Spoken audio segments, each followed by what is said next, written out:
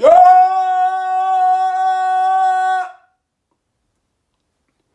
It's good, y'all. It's Project Man. Today, back on the video, this is WWE. A quick little rundown of SmackDown tonight. So, for those of you who keep up with WWE, you know, for the fans out there, first of all, what's up to y'all, man? Second of all, y'all know that SmackDown tonight wasn't it, bro. SmackDown tonight was not it, and I'm going to tell you why. Because as good as the storyline with the Bloodline is, right? We start, and we're doing, and I will say, not only has SmackDown, but, like, the Bloodline story has been carrying, not SmackDown, not WWE. It has been carrying wrestling. This storyline has been properly executed each and every single week, and it has been carrying the business as we know it. You want to see the numbers go up? You want to see people care? Bro, that's what we're getting from the Bloodline story. We're not getting that in AEW. Unfortunately, with all the talent they have, we should have storylines all over the place. MJF cut a great promo. As we know, this is usually the best part of the show anyways. But it didn't have nothing to do with Danielson. It was more about him. But anyway, just to not get too far off track, SmackDown, no doubt, has been carrying wrestling in a sense of they're the only ones where you see the trajectory like going up, like tremendously going up, like going from a 2.1 to a 2.2, 2.3, 2.5, 2.4. Like we're staying in a good rhythm. If you look at the statistic, SmackDown stays in a good system. They stay in a good range. The lowest they usually drop is like a 2.1. And then they go back up like throughout the show. Not, you know, not weekly, but just when you look at the quarterly breakdown of, you know, start to finish. Like last week, they went from a 2.3 that started off the show. They had 2.3 people come in. That was the starting amount of people. Then they ended the show with 2.5. That was like a 2.58. So that means they was almost at a 2.6 to end the show. And that was when Sammy attacked them and all that. And they set up the match for Elimination Chamber. So that goes to show you that when you have a properly booked storyline, you can get people to care. When you just fill the show up with matches. I know, ironic, right? If you fill a wrestling show up with matches, people won't care. It's shocking. But that's the thing. We gotta see a reason why the two men or two women are going at it, or the tag team, whatever. Hell, even if you want to do a trios. Either way, we got to know. We got to see a reason to see these people go at it. If we don't have a reason to see them go at it, why do we want to see it? Why? What makes you different from him? Is it because that guy can flip and that guy has more strength? You know what I'm saying? Like, you know what I'm saying? We gotta have a clear, it gotta be more than like physical ability. No doubt those things are important.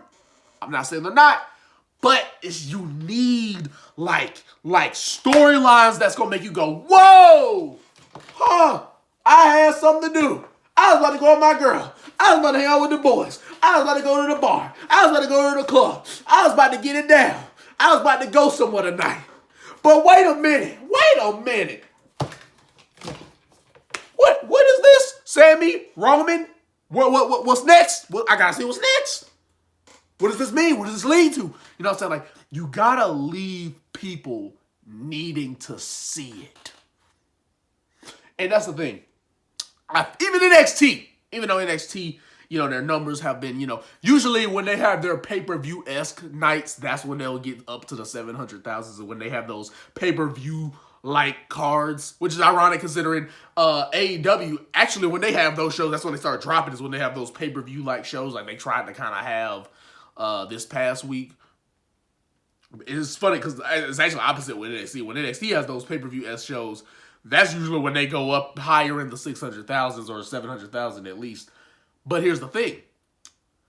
NXT is actually not bad. I know a lot of people shame it because it's not black and gold. I feel like that's the biggest reason why I get shamed, though. It's because they know all the black and gold and all that is gone and the color isn't the same. And obviously the show just aesthetically obviously doesn't look the same. I feel they do need to go back to the original facility. I just felt it had a special feel when it had its OG look. It just had a special feel, man. Like, you know, that just felt like the NXT show you want to watch, you know, with different type of fans.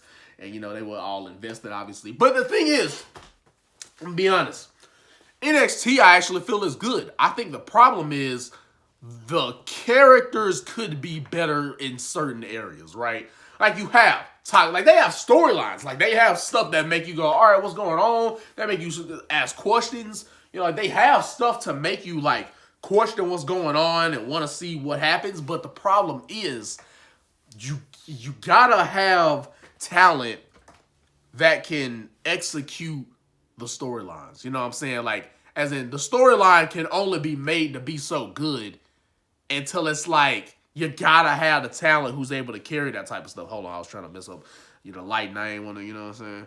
I wouldn't want to be too bright. But either way, you can't have storylines that, like, can't be carried correctly given the talent, right? Like, no doubt NXT has talent, man, but I just feel like they don't have enough established, right? Because one of the things with NXT and why they're going down, the problem is like, a lot of the talent they have is like, it's almost like NXT is becoming like strictly developmental. Like that's, I feel, is why they're dropping it. Is because they have talent that's now like strictly developmental. As in, you're pretty much seeing maybe a few indie people, but for the most part, you're seeing people that are being like produced straight out the WWE system. As in, never had no type of edgy, raw experience outside of the WWE system. And that's no shade to the PC, the Performance Center. No shade to the PC because that is one of the best wrestling schools, you could be at. You know what I'm saying? That's one of the best places you get trained, no doubt. I mean, you see how well Logan Paul is doing. He was straight in the WWE system, and you look at how, he's athletic, yes, but he has to learn and has to be coached on what to do so that he can perform these athletic, impressive feats of awesomeness correctly. You know what I'm saying? So, but anyway, sidetrack. But I'm just saying, I think NXT, they just become just strictly developmental. So that's why a lot of people don't see or feel like, even though the storylines aren't even bad, they just don't feel like the people in it are like stars. That's what we're kind of missing. I hope we get that with Carmelo Hayes and Braun Breaker coming up at NXT Stand and Deliver. I'm making this an NXT review. Anyway, SmackDown, basically the point I was trying to make was as good as the storyline is. They've had it. Sammy is doing great. Jay with all that. They just have a lot of stuff you can. The best thing to me about the storyline, or the bloodline, funny enough, is I feel like there's so many factors in it. It's not just, does Sammy beat Roman? What happens when, Sammy, does he tag with Owens and win the championship? Do they maybe do something like where he main events night 2 or night 1 or something, and they change their minds and maybe he goes after the Universal title again if he loses it, most likely he is, gonna lose it at Elimination Chamber next week. Right, there's more than that. Now it's like, okay, what's going on with Jey Uso? Is this the end of the bloodline? And what's gonna happen with Solo? How long are they're gonna keep the championship? Like you look in the blood and look at Paul's doing. He's doing both. He literally back-to-back storylines. Paul just helped Roman Reigns. And since Roman Reigns is part-time, so Paul Heyman has been doing a great part in being there in replacement of Roman Reigns. Which, if you want to pick a verbal artist to come in for Roman Reigns, who better than Paul Heyman? But you look at what he did with Cody. Great promo. Great promo tonight. Good little, it wasn't much of a back and forth, but good segment with Sami Zayn in there. So that's what I mean when I say,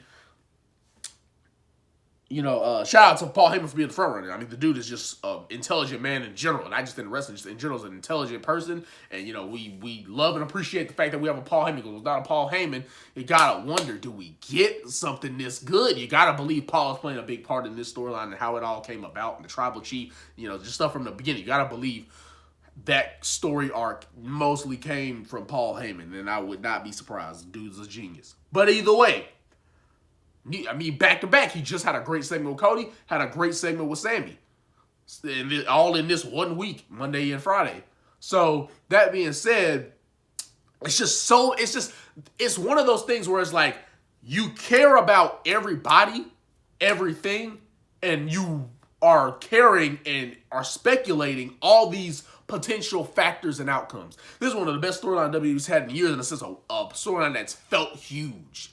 Like, this storyline, feels like a big deal. It don't feel like, like nothing. It feels like this is a big storyline.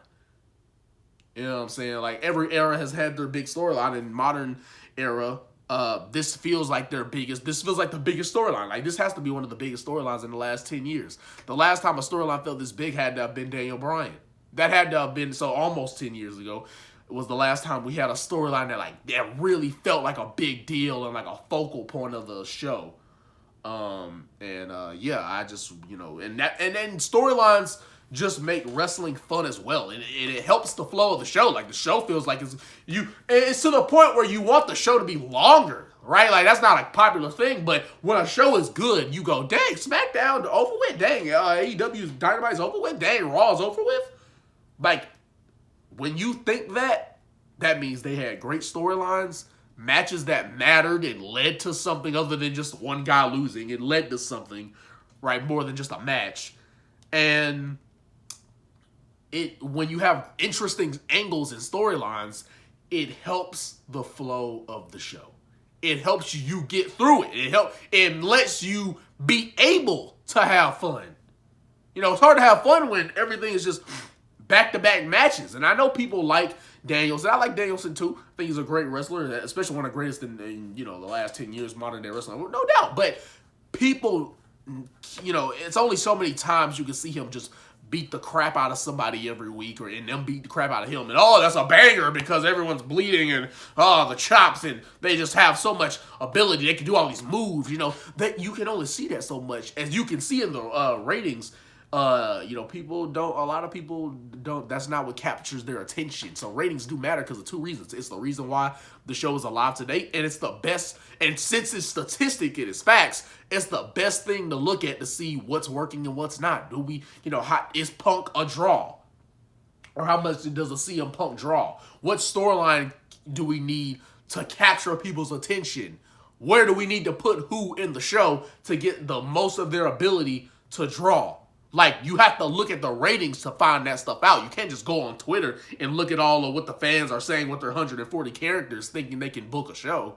No, don't. The people who just think they're just wrestling purists that would, they had it so much better. Don't. You can't look on the internet. No, they have to look at the facts, not people's opinions. Unless it's something that gets major backlash. That's like the only time you would want to look at the internet. Is when something get huge backlash. Like, networks are even getting backlash from it. Like, only like some big a backlash or a booking botch. I mean, that would be the only time you would want to look at anything close to the internet. But I feel like SmackDown, it's missing storylines and people, more of them. And people who feel important. Like, I was wondering, I'm going to be honest with y'all. We should have had, this is how I'm going to close it. We should have had 4 storylines tonight.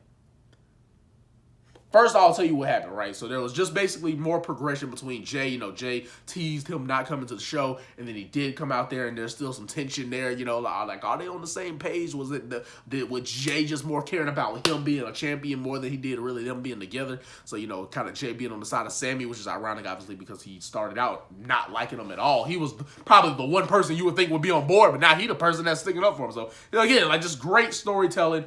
But, we had a fatal 4-way for the Intercontinental Championship. Madcap won. I don't think anybody's going to care to see that. Even though Madcap's a good wrestler, he just needs a character with substance that we care about in this book correctly on a weekly basis. So I'm saying all of that booking, like, it all comes back to booking. That matters, and that makes you care about people. So we had that tag match with Ricochet and Braun versus the Usos. Good matchup. Fatal 4-way. It had good action, but I just didn't really care for seeing it. And I thought the tag team thing was more of a storyline, so I thought that it should have actually been the main event to keep you wondering what's going to happen. More speculation at the end of the show, because I feel like people probably would have tuned out to see the Fatal 4-Way. If you look at the ratings when they come out for tonight, I feel like most people probably tuned out at the end because it's like, who wants to see a Fatal 4-Way for the IC title? Just saying, because there's a really story. That's the problem with Gunther too. As great as he's been booked, the problem is he don't get storylines, there's no big fight feel by the time you get to a Gunther match, you know what I'm saying? But yeah, they had that nonsensical women's tag match, no real rhyme or reason to see that. Bang Bros had a match with Hit Row. It was a squash match. I think Hit Row's pretty much finished. But hopefully they get a storyline with the Viking Raiders, and hopefully this is a real storyline. If we're gonna have Drew in a tag team, which I don't think should be a thing, then let's make it good, right? I don't really want to see Drew in a tag team, but if we gotta do it, we gotta do it. That's what we're doing. But I think that was the only matches tonight. I think there was like 4 matches, but yeah, I just think we need more storylines for a better Florida show. And Lord, we got to stop it with the Fatal 4-Way matches for like IC Championship. Because I think this is the last, I think Gunther has been, that's all his challenges. It's not even like a #1 contendership. It's like, it's either a Fatal 4-Way or a tournament. That's how you get the Gunther's IC Championship. I'm like, oh, we got to stop it, bro. Because these don't feel important and the people in it don't feel important. So there's no sense of tournaments and Fatal 4-Way, 3-Way, no-ways matches that's going to make people care about it until you give Gunther a storyline. So I actually have 6 now. So, all right, last time was there, list storyline. So the 2 I forgot. Gunther needs a storyline with somebody because I don't think you're going to get that out of Madcap. But he was the only other face that he hadn't faced that was in the Fatal 4-Way. So I understand why he won. So Gunther needs a storyline. Who else? I just thought of it. LA Knight, my boy. He needs a storyline. That's what he's actually my favorite wrestler of today. He just, to me, has the full package. And even though I wasn't even alive in Attitude Era, he gives me Attitude Era vibes because I did go back and watch Attitude Era, like, some of their stuff. And obviously I can see why people loved it. Looking at that, doing my research on that, and watching different clips and storylines made The Rock my personal favorite. You know what I'm saying? Who my personal GOAT is of the business. But he just gives me vibes of just Attitude Era-esque, and, it's cool to see that, and it's very refreshing. I'm thinking he's going to get a whole segment, a whole promo, but nah, they gave that to Ronda, Shayna, Natalya, and Shotzi. All people they've not booked correctly and we don't care about. I'm just going to be honest. Based off their booking, not mine. So there's that. So I'm glad.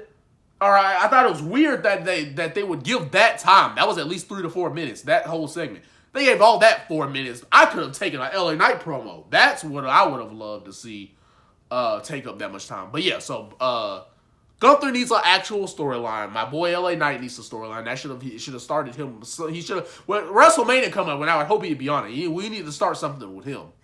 If not a Stone Cold, a wild card like that, dream matchup for me. If that's not a wild card that he's getting coming Mania, we need something rolling for him. Viking Raiders and Drew and Sheamus. I hope that's a really good storyline, but it seems like they're just gonna have a match next week. Even though they've wrestled already, that's what I mean. Like, it could be a good match between the 4 people in it. It's just, gosh, we need a storyline to make us care about it. All right, 3 more. So, Bray Wyatt and Uncle Howdy. I actually like the Bray and LA Knight build. I will admit, yeah, and there was faults in it. Okay, I can agree with that, but I can't say I didn't like it. I like the 4-month build-up because it was, for the longest time, SmackDown only had Roman as that was the only storyline they had. But finally, something outside of a championship felt like a big deal and was entertaining. And even if you didn't like it, it moved the needle and people were talking about it. So that means the storyline served its purpose. So Bray Wyatt and Uncle Howdy, that should have gotten a segment. 5 minutes even, I'll take. Some more context between who he is, his connection with Bray. Like, let's start the storytelling with that, man. I hope to see them go at it at Mania. Only Bray Wyatt could add a new character and make us want to see him face him at Mania. But there's that. All right. Yeah. Rhea and Charlotte. That should have been a storyline tonight. I think I named 5. Maybe I was at 5. Maybe it was 5. But either way, that's all I got for you guys, man. We need a storyline for them. Mania's coming up. There's no sense to waste time. And I thought she should have won against Bianca, but, it is how it is. But hopefully we get that storyline right. Love and appreciate you guys. Like, comment, subscribe before you leave. And the Prodigy is out. Peace. Post that at the noise at the end was the garage, by the way. I forgot to say that. But Prodigy is out.